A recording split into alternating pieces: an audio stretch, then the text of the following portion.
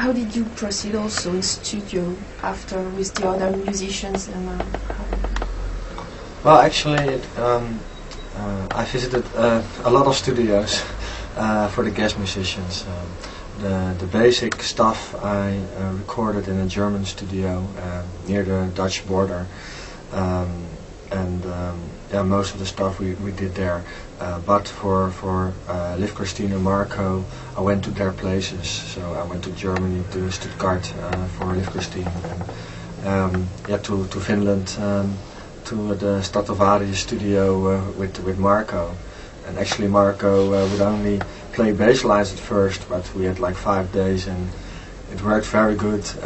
It was very cool working with him, and yeah, we tried some vocals as well, so it was not even planned for him to do vocals, but yeah, it was kind of a good working relationship.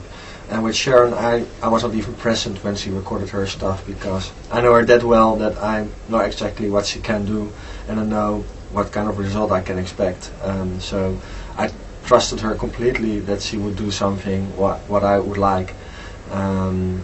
So she went to the studio, her own studio, with her own producer Daniel Gibson, and recorded her song for Delain herself. So it was yeah, in several studios. The mixing, for example, was done in Sweden. So that's all across Europe. It's kind of fun. Yeah. So, but you let every musician to put personal touch yeah. every time? Yeah, I think it is important that every musician can give his or her personal input into it, but I did guard like having Delain as one sound, like an album which is a whole thing, not like bits and pieces. So you give the musicians room to do their stuff, and they say, well, should I do this or should I do that? And I say, okay, that's cool or that's not cool. So at the end, I decide what comes on the album, but I give them the space to do their thing, and then you get a real refreshing result, but keep one sound and a whole thing and not bits and pieces. So that's like, I think, the good way to do something like this. Okay. So how do you see, because now you've recorded with many musicians, how do you see the future of the band? Well, yeah, now of course it's a fixed band, and the next album we're gonna record with this band. So the Delain now, yeah, is different now. It's one band, not guest musicians. But what we're gonna do, what we're gonna stay doing, is keeping in guest musicians. Only not as much as we did with the first album, but we think it's very refreshing to work with different and it's people. nice because you get people wondering like who will be the next guest musician with Delain. So It's very refreshing and gives surprising results to work with different people. So I think we're gonna keep doing that, but only not at the extreme rate as we did with the first album. All right. Can you explain what is the concept of the title, of the name of the band, Delain, or whose idea is it? Or? well, that's Martijn's idea. It's from a book from Stephen King, The Eyes of the Dragon, and there's like a city that's called Delain.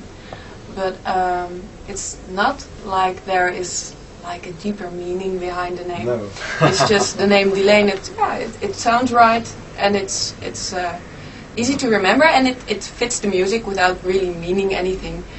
And it's not like you put yourself in you like put a stamp on yourself with the name that's like let's call something like Cradle of Filth. That sounds sure. dark, and some people will like that and some people will not like that. But Delain doesn't have something that will It's neutral. yeah, it's neutral, and I think because it's neutral, it can give you like an identity, because it isn't stuck on anything else. So it's just because it sounds right, mainly. Yeah, that's it. Not a deeper meaning, which is. And the book was cool too. Yeah, the book. Yeah. Delain is a kingdom, right? It's a kingdom. So right. because Yeah. I was thinking, yeah, it's a kingdom, so it's like an image with all these people in this kingdom. Yeah. And, You see, all the these name- musicians. It's just like the name felt very right. I don't know why, it just felt right. I think it suits the music, and that's actually the whole thing. All right. So you're going to play some shows and festivals in 2007. So That's true. Yeah, we're working on doing a lot of gigs, also in France. We have Strasbourg in I April think April 27th, and we're gonna play in Paris. And we're working on doing more shows here, but we're still so busy with that. But we're coming. We're coming over here. all right. And can you say again when the album is going to be released through Europe? Yeah, actually, it's kind of unique. We do it step by step, country by country, and actually the first country outside the Netherlands is France. So we start here at the 5th of March, and we're busy with other countries like Germany and Japan, and that will follow. But first, France. First France, yeah. Yeah. So okay, so we're going to be happy to welcome your album in France, and hope people will see you on the website. So thank you for the interview. You're Thank you for welcome. coming.